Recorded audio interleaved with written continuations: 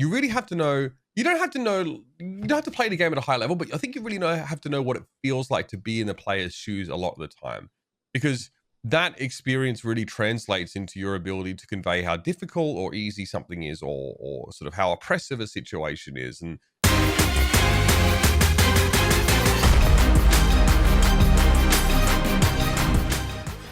hey guys, welcome back to another episode of The Feed. My name is Akinola, and this episode is powered by Xfinity.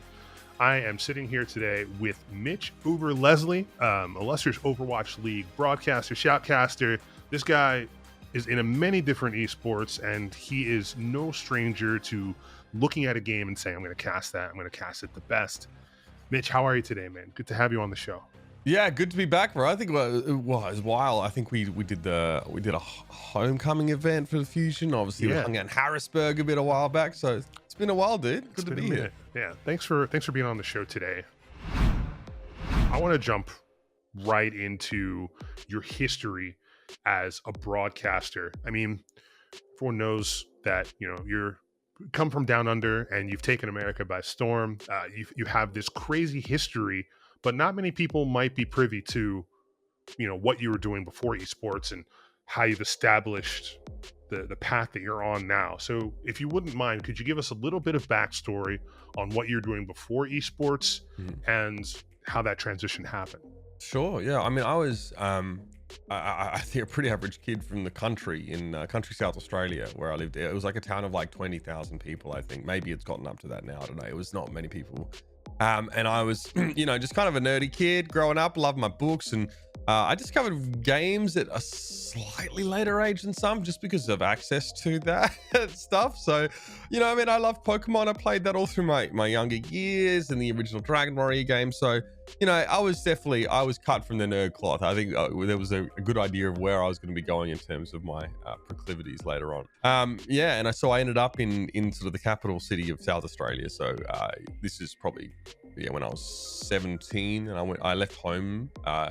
I left home in the country because I wanted to go to this school, because basically I got bullied a bunch. It was a country school, so like if you didn't play like football, or if you weren't like really outdoorsy, if you were a nerd, like you were in deep trouble. There was no way you were ever gonna like get out of that one alive. So I had a little bit of a tough time in like early high school, but found out about this school that was a science and mathematics specialist school in the capital city nearby. And I thought, well, this might seem like the kind of place where I fit in a bit more. And I was right. Yeah, it was like a nerdtopia. It was actually really cool. A public school, wasn't expensive, but like we were on first name basis with the teachers. The subjects were really interesting. We didn't just do science and maths. We did like Earth and cosmos, body in question. Like we had all these, like it was interesting, right? They fostered an interest, I think, in the students in like scientific inquiry. So perfect place to be. So I was there, and obviously I was definitely on an academic track for sure. I was going to go to uni. I'd been accepted into my aerospace engineering course. But on the side, that gaming passion never really went away. And I had found myself as like a pretty bad player on a very, very good Call of Duty 4 team in like we call it AusCOD. It's just the Australian Call of Duty community, and on a platform called Cyber Gamers where our leagues and matches were. So we played our league matches there. 40 hours a week though is what we were practicing. So, pretty standard by like top teams. Now these days we definitely weren't nearly as illustrious as like your pro teams, but we practiced the same. I couldn't keep it up when I was going to uni, and I knew that. So I sort of stepped aside from the team. They were probably relieved. Who knows? I stepped aside. I was the captain of shot call. That's probably why I stayed there, because uni was starting and I needed to really drill down on that and focus. But I wanted to stay involved in the community to some degree. So I sort of linked up with a few people that were doing radio broadcasts of these Call of Duty 4 League matches. And it was all pretty loose and chill. It was like an online radio station that through the day was playing music, and then at night they'd switch to radio broadcast. So I got into that as a side thing, a hobby. And yeah, I mean, 4 years later, I was doing it like, every other night while alongside my uni studies. It was an escape. It was a lot of fun. I was still very involved in the community, which is great because all of my friends were there. And that was what I was doing, man. I was before I got any sort of offer for anything real, I was just sort of radio casting COD 4, and eventually sort of League of Legends when we got to that point. It was just as a hobby, really. Hey everyone, Akinola here. I'm going to be here each week bringing you the Fusion content that you need all season long. And making today possible, this podcast series is powered by Xfinity. Get a fast and reliable connection from Xfinity, the only network with gig speed Wi-Fi and the preferred internet provider of the Philadelphia Fusion. When you at what point did you make the connection, hey, I could do this full time? What point in your career did you decide to abandon whatever you went to uni for and just commit 100% on esports, saying, hey, this is something I can do, I'm pretty good at it, I can make a career out of it? What point in that life, what point in your life did you establish that for yourself? It was a few years later for sure. I think I realized that like there weren't many jobs in my sort of industry. I had like some pretty nice work lined up out of uni, and then that kind of fell through due to like a bunch of socioeconomic reasons. Actually, like they just didn't have that, you know. I think British Aerospace had to close down their internship program in South Australia, which I managed to get into. So it wasn't really that I realized it could be a thing until I got offered a full-time job. I think so. After uni, I spent a few years. I chose not to work in any engineering capacity. I was working as like a maintenance engineer for a company that sort of produced pipelines and tanks for petroleum storage, and it was just boring, man. Like I was learning about rocket science, and then I was like tapping like pipes trying to see if there's holes in more. Like I was like, no, it sucks, bro. It sucks. So I ended up working in like a community pharmacy, just like a CVS type place, because I wanted the time to do the casting stuff. I didn't really know what I was doing. Honestly, I kind of, there was an inkling that there was something there, because I was starting to travel to Europe every 3 months to do their World of Tanks season finals. They were getting me there to host them, to stage host them. I was like, well, maybe if I just take this pharmacy job, they'll let me, you know, every 3 months take a week and go to Poland or wherever it was I was going. And that kind of suits me for now. Like I'm sort of seeing what else is out there, but you know, I don't think that I had much of a future in the academic sector from that point. I just think it was too long out of the game. So when ESL offered me to come and live in Germany and work as a caster full time, it was a pretty easy decision to make. They weren't offering me a ton of money, but it didn't matter. It was like, wow, I get to live in a different country. I have a full-time job. I'll have visa and stuff sorted. Like it was, it was a no-brainer. So I started as a stage host, but ESL eventually, you know, gave me the chance to go and be a caster, which was what my focus was anyway. And then, yeah, there it is. Spent 3-4 years in Germany casting a bunch of different games for ESL. For those who don't know, you know, play-by-play, color commentary, two completely different disciplines that are very hard to master.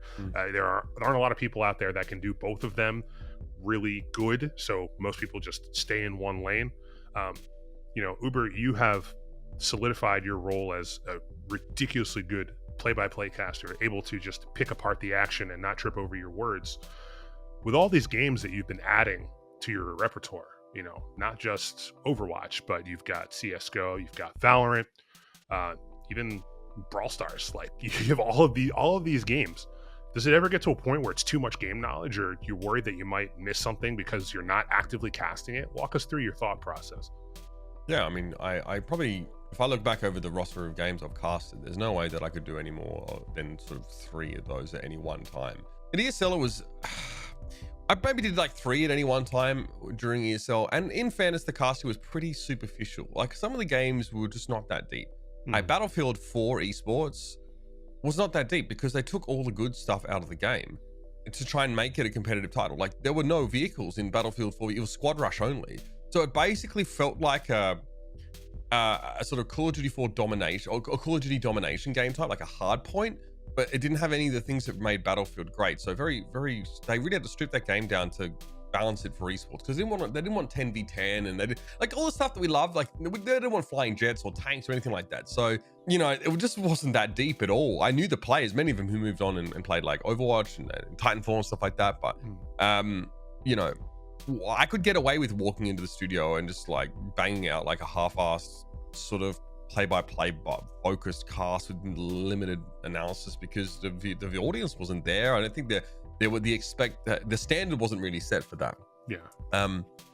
I think that nowadays, I mean, presently I'm casting Overwatch, obviously sprinkling in Brawl Stars where I can, and Valorant I won't cast until the season's over. So keeping up in those 3 scenes is difficult for sure. It's less even about the game knowledge, it's actually about results. the changes of rosters or tendencies of teams, what the meta is, all that kind of stuff is very challenging, especially with like with a kid to consider. And you know, when I'm trying to stream and stuff like that, there's just limited time. I think a lot of people that do it are able just to consume hours on hours and hours of VOD content. The ones that, you know, are actually in the know. Some would just maybe lie about knowing more than they do, but you definitely can't do it. You can't do it all for sure. And I think what I always wanted at ESL was to be able to focus on one game. Later, I realized that wasn't really sustainable because you don't. The problem is, like, you don't want to sink with that ship as well. I think like there are a lot of people who like focus on one game, and then for whatever reason, like, the esports scene just kind of died. And all of a sudden they hadn't been diversifying their skill set or sort of being present in other scenes, and then they're like, well, shit. I'm not suggesting that the Overwatch League is doomed. In fact, I think it's in a really good place this year. I think a lot of people are really happy with it, but were it to tomorrow just fall apart for God knows what reason, you know, like I'd want to make sure that I had the ability to transition across, because my skill set's transferable as a play-by-play caster in general. But you're right, you really have to know. You don't have to play the game at a high level, but I think you really have to know what it feels like to be in the player's shoes a lot of the time, because that experience really translates into your ability to convey how difficult or easy something is, or sort of how oppressive a situation is. And when you're trying to tell a story as a play-by-play commentator, or really give an impression of the game state to a viewer, you definitely have to understand what the stakes are, or what it sort of feels like to be in the player's positions, even if you haven't necessarily been in those same ones before, but have enough context and have enough experience with the game to extrapolate. No other professional sport is as dependent on network technology and performance. As official Fusion Overwatch sponsors, CommScope delivers ultra-fast and reliable connectivity, allowing super smooth gameplay for the best talent around the globe. For more, head to commscope.com. Casting Overwatch, I remember the first time that we saw Overwatch League, you know, throw it on, and casters, you know, you guys were the first generation of people casting at a high level. I think a lot of people, maybe not who are watching the show right now since it's Overwatch aficionados, but there's a lot of information going on at the screen at once, and there's a lot of information happening like at all times. There seems like there's only room to breathe when a round starts or as it's winding down. Yeah. So how difficult was it for you to make sure that you're accurately portraying everything that's going on in a team fight so the viewer can understand it, and you're also confident in what you're saying at the same time? You know, you're not like going back and saying, was what I said correct? Like, did that make sense? And Overwatch is a unique game because 6-on-6, there's a lot going on at all times. So what challenges do you have to overcome to get to the level where you're at, where you're comfortable with your cast on the day? It's a great question. I think a lot of what I do is, as someone who works with talent development now for Overwatch casters, is trying to help casters maintain a balance of like good technique and also just awareness of what's going on top of an ability to prioritize information, pass it out, and then deliver it in order of importance. So there's a lot of a mental game about play-by-play casting in Overwatch is a lot of a mental game, because you really have to use your bandwidth really effectively, because you can't catch it all. So you just have to know what is most important to sort of catch. So for me, starting as an Overwatch caster, I mean, I had experience in League of Legends. So League of Legends definitely helped me strengthen my team fight casting when a lot of things were happening. So I was able to bring that in with like a free-flowing FPS background, like the Battlefield that I'd done before really helped, because it was a respawn game type. It wasn't round by round like Counter-Strike was. So I had to bring sort of the idea of like understand pacing for a game that is constantly going and isn't round based. But then when we have these crescendos in action, like League of Legends team fights, I had to be able to provide that casting. So initially, we didn't really have much of a spectator HUD to work with. There wasn't a kill feed at the beginning. It came a little later. And then there wasn't ultimate indicators. Obviously, they could use whatever skins. The particle effects were more muddled. Like, there were a lot of challenges. Also, I had to observe and cast at the same time. So there were like a ton of challenges early on. It felt like when I got to the Overwatch League, I'd been wearing training weights for quite a while. So it was almost hard to identify all the the lessons that I'd learned that sort of, but I feel like I was like, Piccolo about to fight, he just takes off all like the braces and they just hit the ground, like just, realize just how much weight I've been carrying. But put simply, I still think Overwatch is one of the hardest games to cast, and that's as someone who's been doing a lot of Valorant as well, because during the team fight, there's a ton of information, and you need to really not only select what's important, right? So first of all, like, there's going to be a bunch of ultimates being used, and there's going to be a free cam view of like what's happening on the periphery. And what a lot of casters do is a trick that I call return to macro or retreat to macro. RTM is the acronym, and basically it's when a caster zooms out of the action and just starts reading the kill feed, or just says something really general to buy themselves time. So now that you know it exists, you can listen out for it. But if you ever hear a caster go like, so much damage, or there's so many kills going on, or they start reading the kill feed, like this player dies, this player dies, this player dies, you realize that they're just like, okay, hold on, I need a break. I'm just gonna zoom out. And pro casters do this in Overwatch, by the way. This is very common. Instead of sort of talking to sort of what's on the screen and the location of all the events that are happening and stuff like that, nothing wrong with a bit of RTM, but if you use it as a crutch, I usually grab you by the ear in a rod review and shake you around. I know what casters are doing. These are the tricks I used to use, So yeah, a lot of lessons had to be learned. It was a lot harder in the beginning. My casting was bad my first 6 months of casting Overwatch. Like, it took me ages to figure it out. I think I molded the casting of the game to my style. I don't think I let it sort of change me.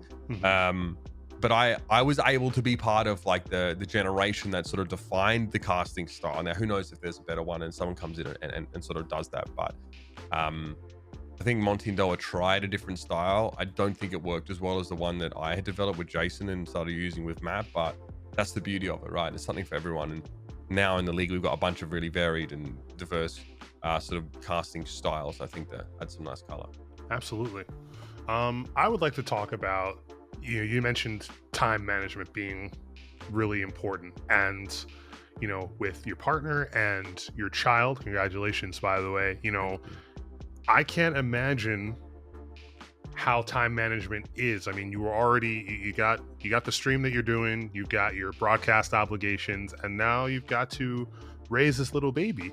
So, walk us through what that's like, being a father and mother in the esports world. What did you have to change up to make sure that you're able to hit all those marks that you were hitting before you brought them into the world? I'll say this. I worried a bunch before Griffin came along, and thinking that, man, like, is this it? Do I just become washed up as a caster because I don't have the time to commit to like self-improvement or professional development? Or do I just become really irrelevant in the esports scene because I'm unable to maintain a presence or a brand or produce content? So yeah, I mean, those were legitimate concerns that I had. Now as it stands, outside of looking after Griffin, which, by the way, my partner does the lion's share of his care. So that has been a big help. I'm just going to make that clear. But I train 6 days a week. I stream 5 days a week. I cast 3 days a week normally. And then I do a podcast on Tuesday for Valoranting, and, other bits and pieces throughout the week. So it doesn't get done without a lot of help, but also, you mentioned time management. I just think I have less idle time now.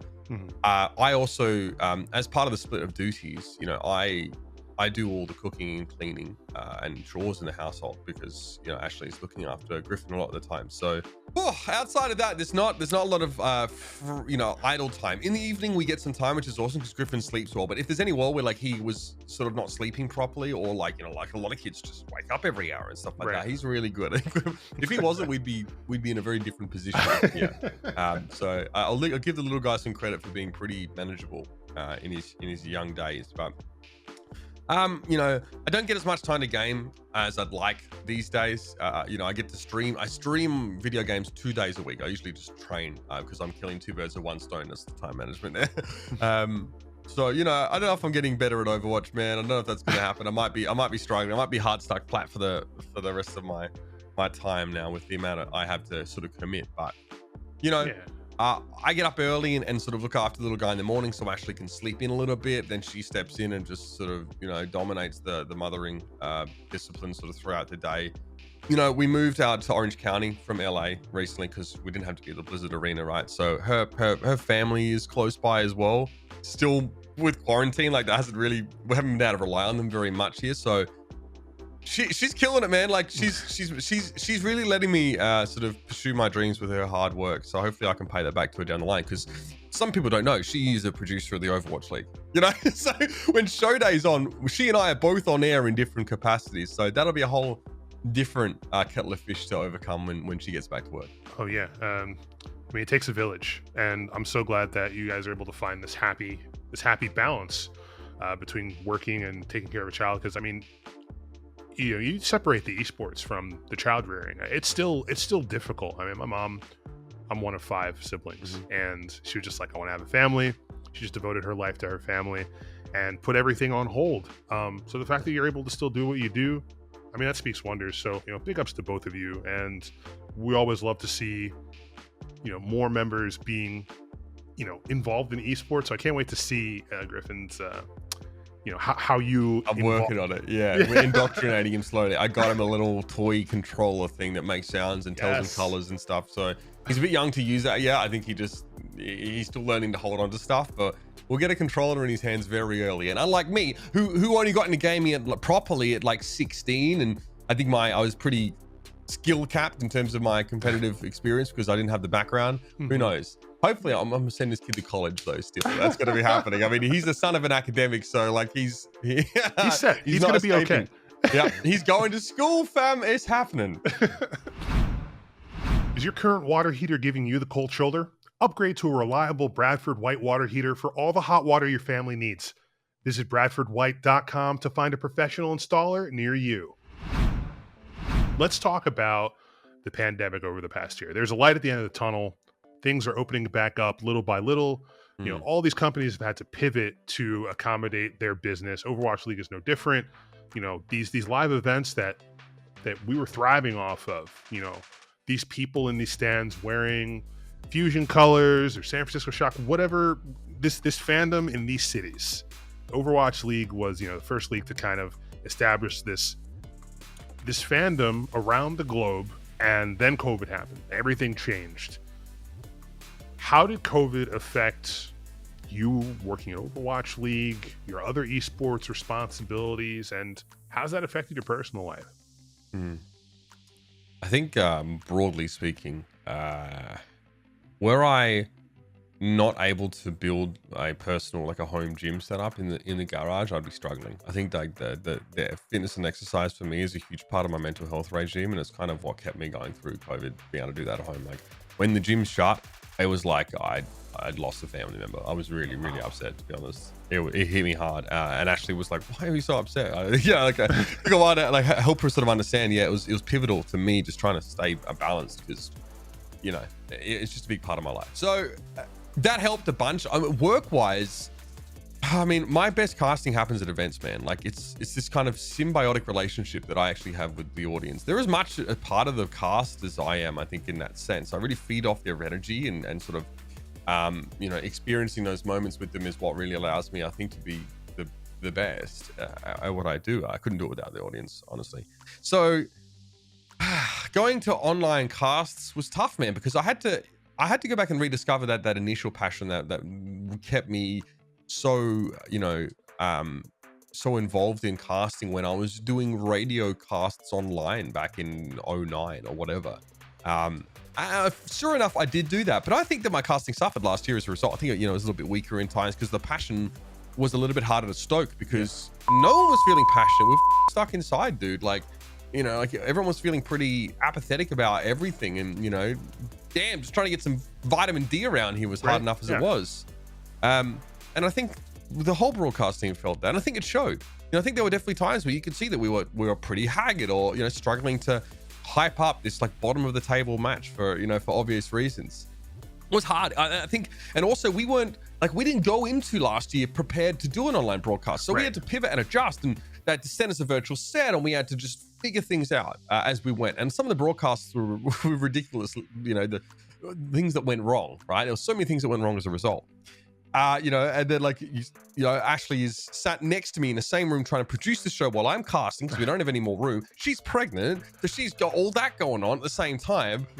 Or I've been up at 3 a.m. casting APAC the night before, and she's had to try and sleep and then get up and do the show the next day. So like it was tough. I won't sugarcoat it, but we had it easier than most, man, because we were in a decent place. We were able to keep paying our rent because our job existed still after the pandemic. So like, it's beyond facetious to complain about that, considering what I know a lot of people went through as a result of the pandemic. So we were very, very lucky to have our job. My employment was mostly uninterrupted as a result. So that's an absolute godsend. For the grand final, last year's grand final, we'd moved houses at the time. We were here in Orange County there, so a bit more space. So I set up in the guest room this green screen thing, and you know what I did, man? I pumped stadium crowd loop audio into my headset while I was casting, just to simulate the crowd. Anything I could do to try and close my eyes and be back in the Wells Fargo Center in 2019, I would do it, because I was so determined to capture that passions and the passion and the essence of being around a crowd. And it wasn't the same, but it definitely helped. I really wanted to finish the year, and really give it my all. I'm happy to say this year, despite still being in the pandemic situation, I've been able to level my casting up just by sheer power of will. Like, we're still in an online situation, but like my first 2 casts of the year, don't go back and watch them. It was shit. I was so pissed off myself. I was like, fuck, seriously. So then I really, really, really got to work very, very hard, and thought a lot about it. And then I've been able to sort of push out some really quality broadcasts for the main melee, which is great. Hopefully I can keep that standard up. And yeah, being stuck at home for us has benefited in some sense, because Griffin came along in early January, and we've been able to I haven't had to travel, so I almost went to Copenhagen like 3 weeks after he was born, and it just was impossible with like visas and quarantine. And I'm glad that I didn't do that. It was for like a blast of it for CS, actually, while I was freelancing. I was freelancing at the start of the year. I didn't need money. Thankfully the Valorant stuff came through, and I was working plenty of that, and doing the podcast. But it's not been so bad, man. And I hope we do return to live events soon, dude. I really do. But I will say that it's kind of nice being able to be at home and sort of be around Griffin while he's in his first year of life, man. I think my family in Australia is definitely feeling like they're missing out, and on him. And I know my mum would really want to meet him. So as soon as we can, we're going to get over there. But for now, with everything that's going on, we're in a decent spot, and it's been nice starting to be able to go out again. And we've had our shots all done. So we had another couple over yesterday who'd also been vaccinated, and that was just awesome, just getting to interact with people. I reckon I'm going to be afraid of crowds, though. Hopefully this agoraphobia that people have developed during COVID doesn't affect me when we get back to live events and I just poop myself from stage fright. That'd be awful. What? No, I can't. Look,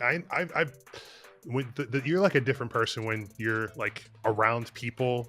Like you said, you feed off the energy, and I've been fortunate enough to see it live at a Philly event, and I'm like, this guy's he's turning on. Like I wish I had half of the on-camera presence that this man has. And you show it every broadcast. I mean, whether there's 20,000 people or people watching the stream remotely, like you just kill it, and you're an inspiration. So I hope you keep killing it. Follow along and cheer on the Fusion, and watch every match on YouTube right on your TV. Just say Overwatch League into your Xfinity voice remote. I wanted to talk about your outspokenness in the industry. You are not afraid to show your opinion or talk about, stand up for what's right, which I do applaud you for. But other broadcasters in the space fear retaliation, fear not getting future opportunities or gigs, and they might sit on the fence or just stay silent instead of otherwise speaking out for something that should be spoken out on. You've become that poster child for standing up for what's right. And I wanted to know how that's affected your career. I mean, sure. I remember people talking about casters not getting low pay or getting screwed up opportunities, and you were one of the first to just be like, using your platform for good, when other people would just be like, I don't want to piss these people off. So how's that working out for you? Like, walk us through that. Yeah, so I think there probably are plenty of people that disagree with me when I say this, but I actually think it's the responsibility of those who've gotten themselves into like an unassailable position in this industry to use that to try and benefit other people. There might be people, I know there are people actually that disagree with this, because there are plenty of really decorated casters who like have super stable jobs and they don't say shit when something goes down. So I get it.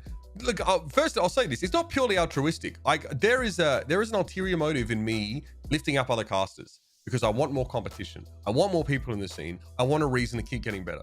So yeah, sorry, it's like there's a selfish aspect of me wanting to get other people involved and to, you know, I want to be pushed. That's how I get better, right? I think, yeah, like I said, I was lucky to be in a position where I thought that speaking out over a couple of things recently wouldn't affect my career options negatively. But bear in mind, I was freelancing at the time. I was considering an offer from the Overwatch League for you know, most of the start of the year, but I didn't know if that's really where I wanted to be. I didn't know if maybe it made sense for me to be a part of Valorant and to see what was going on there.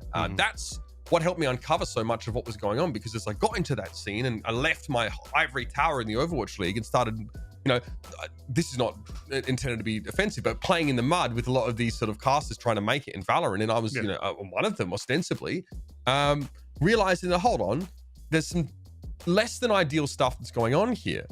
And like I was like, you know, wow, I'm competing with these casters that with way less experience, and these guys are really doing it tough. Like I'm almost privileged to come in here and be able to just say no to events if I get offered too low, right? Which I did a ton of times. Like a lot of early Valorant stuff, they came in way too low and I said, sorry, this is my rate. Like this is, you know, and not all the offers were bad. Some of the offers would be considered great to like a tier 2 or an up and coming caster, but it just didn't make sense for me to take because I have a rate. It's well established. Yeah. But then some of these people were getting offered peanuts. And it's concerning to me because I spent about 10 years trying to legitimize the craft of esports broadcast. There's no institution, there's no college degree, there's no like you don't get a certificate. It's topical for casting esports, right? Because there's a degree of subjectivity to it. I'd say like 60-70% is in my opinion set in stone, technique based, and things you must do. But that's a personal opinion because there's no institution that decides whether you're a caster or not. But these guys are getting rolled, man. I'm talking like, a couple of events I got undercut for, and I wasn't really that upset because I don't think the casters knew what to charge as well. But I was getting undercut by like 10 to 20 times of my rate. Like it is considerable. Now, my rate's probably like a couple times higher than the industry standard. Yes. So like, just to put that in perspective, like I'm lucky to be able to ask for that. I know, but these guys are getting screwed. And like, I think it's some casters, as a result of the career options in the real world sort of disintegrating because of COVID, so turned to broadcast and thought, well, okay, maybe there's now I can do this from home. Maybe I could become a caster. And the problem with that is that, they were at a part in their career in terms of how good they are, where it should still be considered a hobby and something you do on the side for fun alongside your way of making income. But they are doing it as their main source of income because they have no choice because their job isn't there. So it's created a really weird scenario where like people were coming in really, really low just to try and put food on the table. And it kind of messed with the standard rate in casting. If you're one of those really annoying free market economists that like, actually the price is determined by the market, then okay, you could say then yeah, maybe it was getting $50 a cast is okay for these guys. But I said no, I don't think this is true, and I spoke up against tournament organizers and said like, you guys should know better. You guys have the money, I know you do. And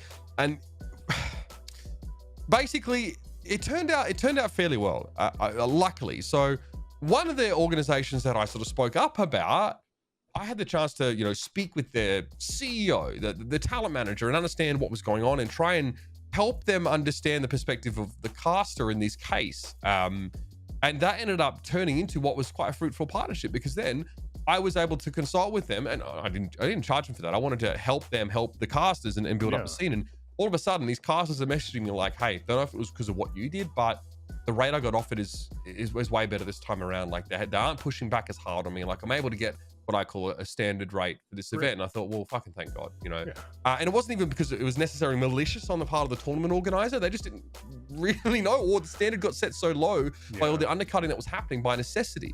And then I started working with them on Valorant events. They actually offered me to work with them at my rate, so I didn't have to undercut anyone to work with them. So it worked out for you.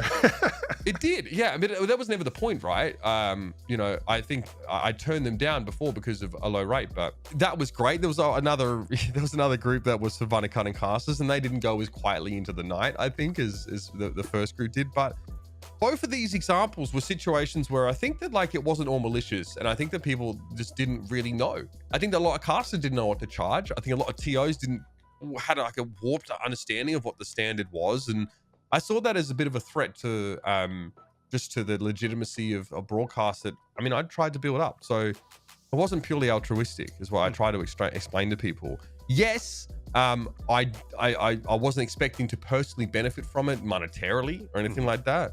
But I had a lot of friends that were getting screwed over, and then people that could be friends or colleagues or competitors or you know, or whatever, that were maybe not even going to get off the start line as a result of this. So luckily it didn't affect me negatively.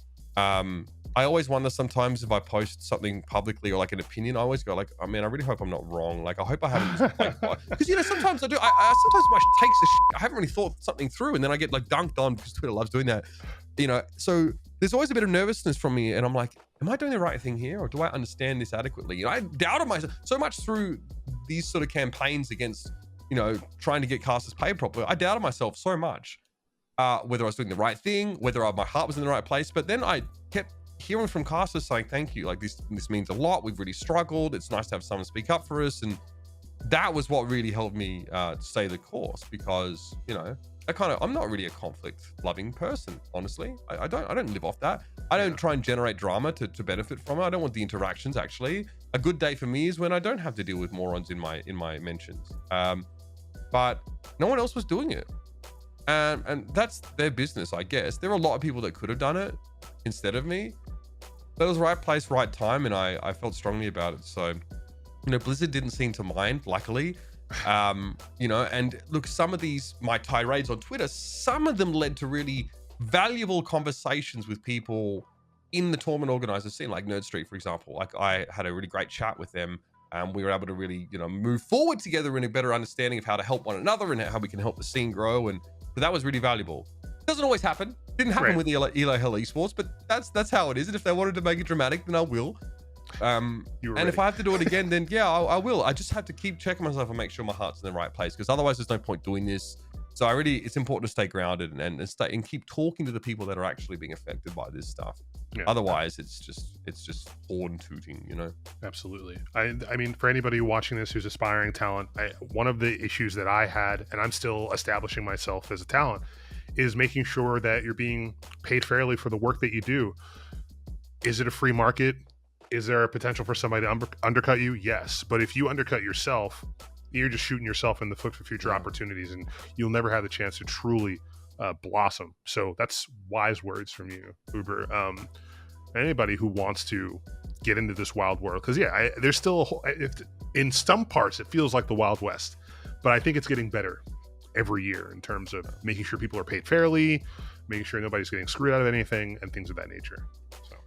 So yeah, I mean, here's hoping, man. I think you know, there's almost a sense where like we're building a kingdom that we might not get to live in, right? I always wonder about this, like, but you know what? It doesn't matter, because who knows where this goes. I think it's going to blow up. I think esports is going to get bigger and bigger. I think now, especially with the high school and collegiate programs that are happening, yes, I think that the player pool is gonna really blow up. And that's not one thing I really love that Nerd Street are doing, is like they invest really heavily in the grassroots here, and I think that's actually going to fuel the growth of the industry going forward. So hopefully there's a place for me at the table there, but even if there isn't, like, you know, these are still battles that I think are worth taking.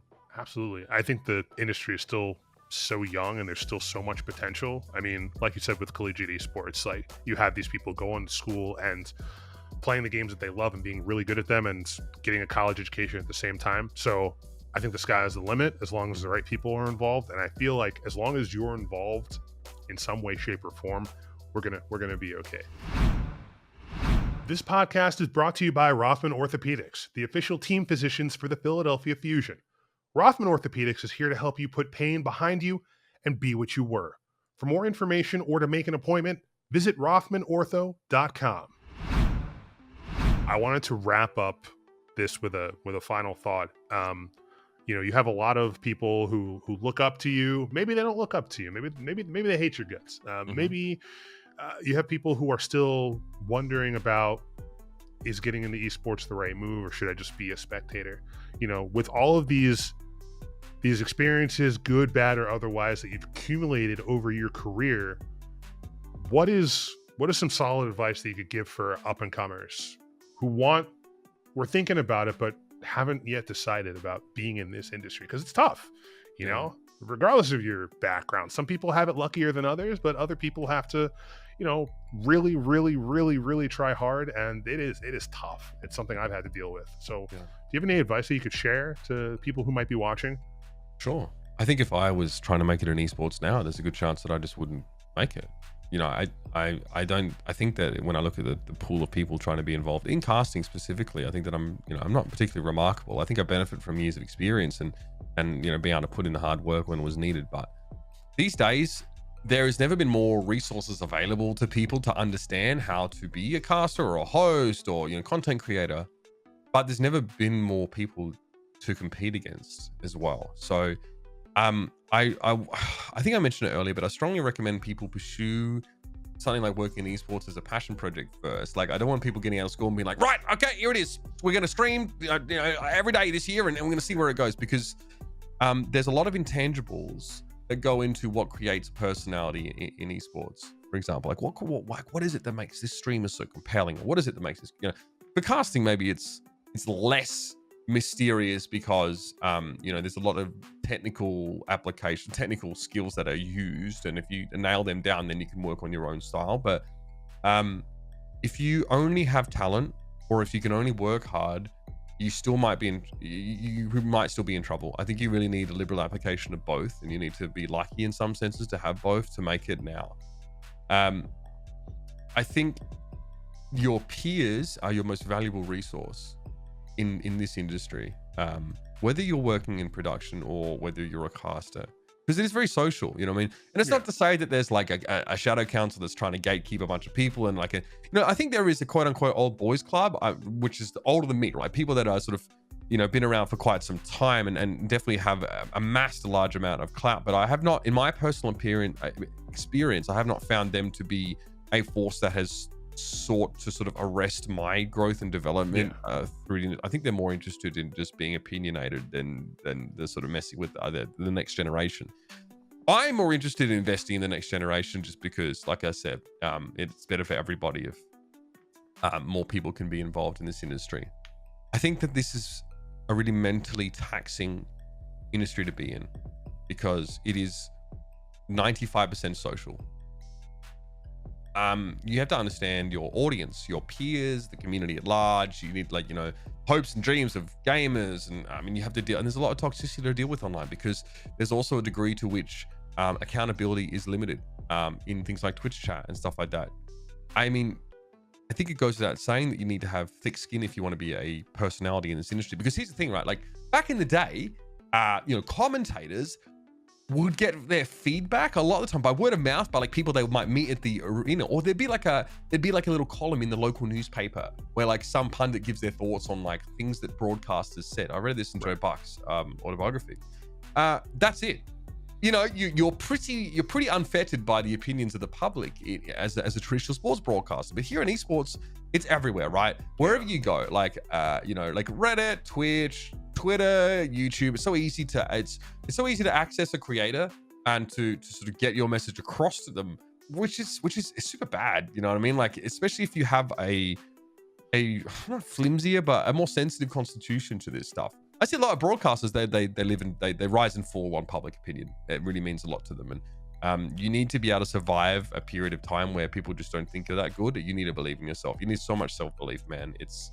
You need to be really sure this is what you want to do, because it's like we get put in the public eye without the training to deal with that. Or without the managers and agents to keep people at bay, or we're in the public eye more than some celebrities. We have vastly less money than they do, vastly less capacity to put a distance between ourselves and the public. You know what I mean? Like, I'm out here casting for, I don't know, like maybe my first year I was looking like 100K for like working the whole year. So, like that's pretty sick. But, I'm getting all this attention and everyone has an opinion about me. And, I can't exactly like sleep on cushions of money. It's just enough to live in Los Angeles. Right. I'm getting, it's hard. People aren't turning into millionaires in this business unless they're like the top 1% of creators, or they make some really smart crypto decisions. That's about it. Yeah. It's definitely tough out there, but luckily with the information getting easier to obtain and this wealth of experience that people like you are willing to offer, I think the future is in a good place. So I just want to say thanks again for taking the time out of your schedule to talk to me and the Fusion fam and anybody else who might be watching. We hope that homestands and other live events come back in some capacity, either by this year or next year. It would be fantastic to see you just do your thing up on stage, floral print shirt and all, in your maximum glory. So here's to hoping. Everybody, thank you very much for watching. If you made it to the end, make sure you subscribe, leave a comment, all that good stuff. For everybody here at The Feed, my name is Akinola Verissimo. We will see you on the next episode. Bye-bye.